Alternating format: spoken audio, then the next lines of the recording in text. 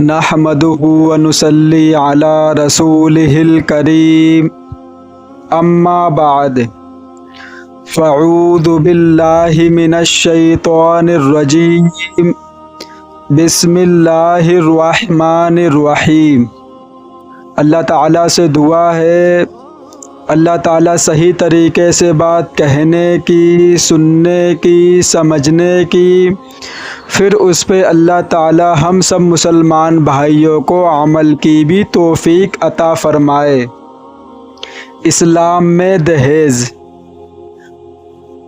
بات یہ ہے کہ ہم مسلمان بھائی بہت سالوں سے غیر مسلموں کے ساتھ رہ کر زندگی گزارتے آئے ہیں، تو کچھ ہماری چیزیں غیر مسلموں نے لے لی اور کچھ ان کی چیزیں ہم مسلمانوں نے لے لی، اور اس میں ایک ہے دہیز جو لڑکی والے اپنے لڑکی کو دیتے ہیں۔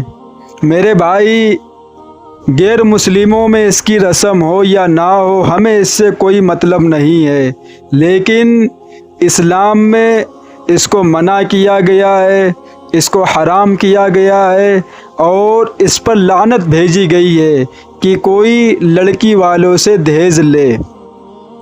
تو میرے بھائی، ہمیں نوجوانوں کو اس چیز پہ کام کرنا ہے۔ کیوں کہ اللہ تبارک و تعالیٰ نے نکاح اتنا آسان بنایا ہے، اتنا آسان بنایا ہے کہ انسان کو 5 ٹائم کی نماز پڑھنا مشکل ہے، اور اللہ تبارک و تعالیٰ نے نکاح کو اس سے بھی زیادہ آسان بنایا ہے۔ 30 دن روزے رکھنا مشکل ہے، لیکن اللہ تبارک و تعالیٰ نے نکاح شادی کو اس سے بھی زیادہ آسان بنایا ہے۔ لیکن آج میرے ہی مسلمان بھائیوں نے نکاح کو ایسا کر دیا ہے، وہ اس نظریے سے دیکھتے ہیں کہ اگر 10 لاکھ 20 لاکھ 3 لاکھ روپے جب تک نہیں ہوں گے ہماری بیٹی کی شادی نہیں ہو سکتی ہے۔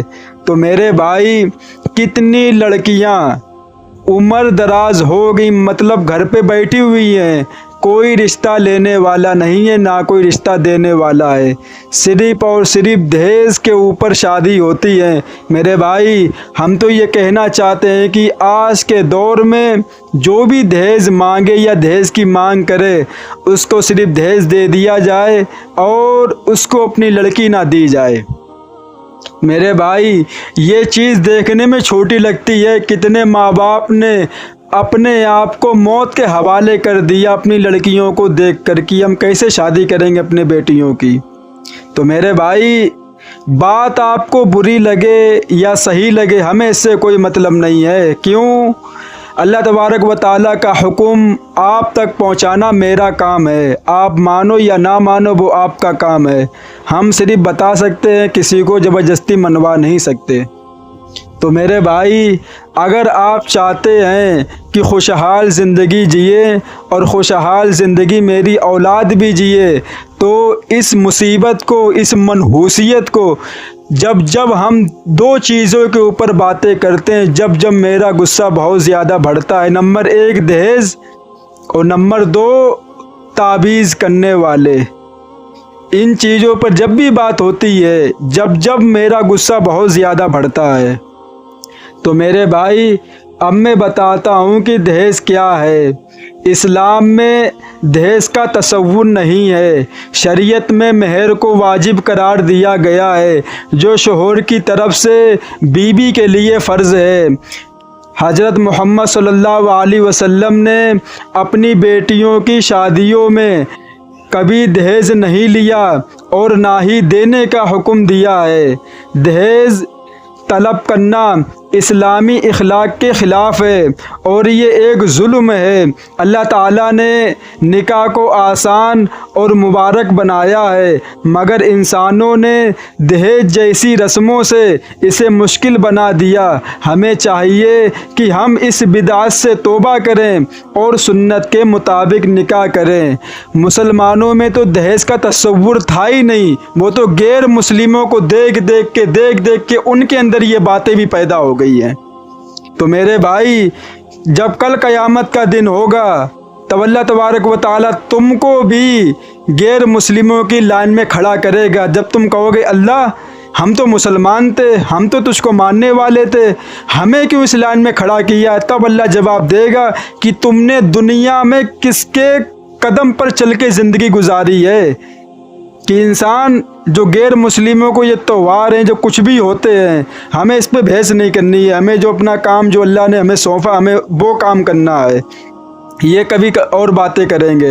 تو میرے بھائی ہمیں دوسروں کی جو چیزیں ہمارے اندر جو آ گئی ہیں، مسلمانوں میں کیا تھا پہلے زمانے میں لڑکی دیکھی، لڑکی دیکھنے کے بعد فوراً نکاح کر دیا، کوئی نہ پیسہ لینا نہ پیسہ دینا، نہ بارات جائے گی، نہ ڈی جے، نہ جھول، نہ ہلدی، نہ مہندی، کچھ بھی نہیں، نہ ڈھولک بجے گا، نہ ڈی جے بجے، کچھ بھی نہیں بجے گا، نہ کوئی ناچے گا، نہ کوئی رنڈی آئے گی ناچنے کے لیے، کچھ بھی نہیں ہوگا۔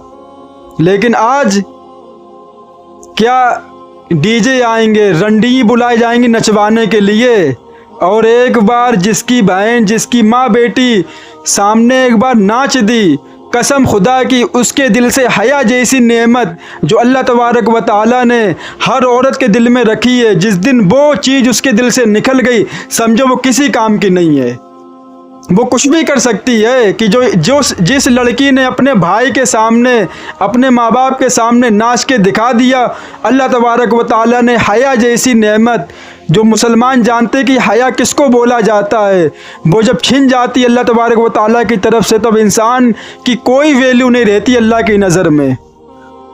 تو میرے بھائی ہمیں ان لوگوں کو بھی دیکھنا ہے کہ جو غریب انسان ہے، جو مزدور انسان ہے، ان کی بیٹیاں ہیں شادی کرنے کے لیے۔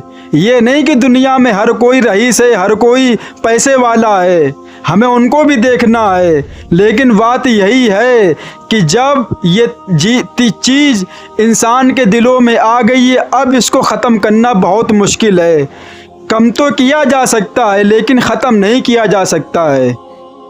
تو میرے بھائی اس پہ کام کریں اور لوگوں کو بتاتے چلیں، کیونکہ ہم اللہ نبی کو ماننے والے ہیں، ہم کسی اور کو ماننے والے نہیں ہیں، نبی صلی اللہ علیہ وسلم سے محبت کرنے والے اور اللہ کی مان کر چلنے والے۔ لیکن جو اللہ نے حکم دیا ہے وہ کام ہم کو کرنا ہے۔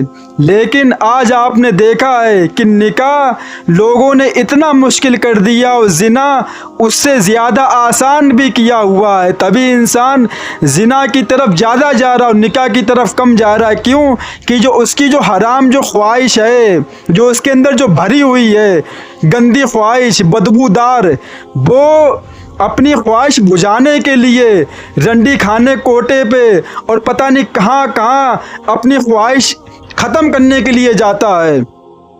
تو میرے بھائی ہم لوگوں نے وہ تو آباد کر دیے جو صرف اور صرف شیطان کا راستہ ہے، جو صرف اور صرف بھنگیوں اور چماروں کا راستہ ہے، جو صرف اور صرف گدھے گھوڑوں کا راستہ ہے، وہ راستہ ہم نے کھول دیا۔ لیکن جو راستہ نبی پاک صلی اللہ علیہ وسلم کا، اللہ تبارک و تعالیٰ کا جو راستہ تھا، ہم نے اس پہ پابندی لگا دی۔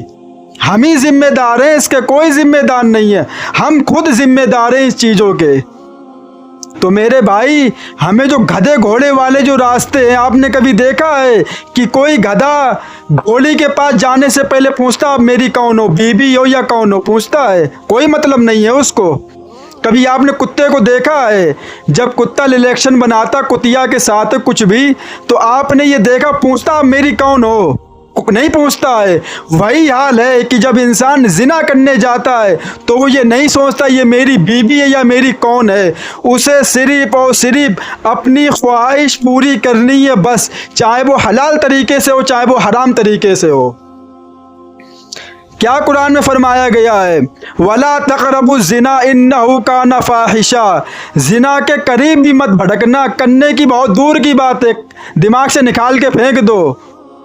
زنا اس کے قریب بھی مت جانا۔ اتنا نبی پاک صلی اللہ علیہ وسلم نے فرمایا جہاں کوئی عورت اکیلی ہو وہاں تمہیں جانے کی اجازت نہیں دی گئی ہے کہ تم وہاں جا کے بیٹھو، منع کیا گیا۔ کیوں؟ کہ ہم اسلام والے ہیں، ہمیں ہر طریقے سے ہمارے نبی گائیڈ کر کے گئے ہیں، ہم کو بتا کے گئے کس طریقے سے زندگی جینی ہے دنیا کے اندر۔